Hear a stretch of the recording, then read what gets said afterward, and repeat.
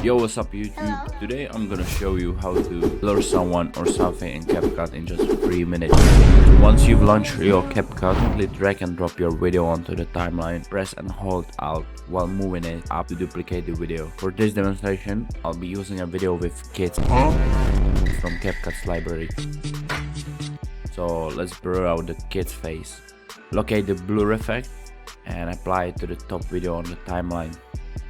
Then navigate to the video, click on mask and select the shape that suits your preferences. I'll go with the circular mask. Now head to the effect settings and adjust the blur intensity to a value between 5 and 10. The next step is to drag the kid's face. Make sure you've added keyframes to the mask. Simply move along the timeline and adjust the mask accordingly. I usually pick a fixed point. In this case, it's gonna be the space between the eyebrows to keep the blur effect constantly centered. And there you have it, quick and easy way to blur out specific element in your CapCut video.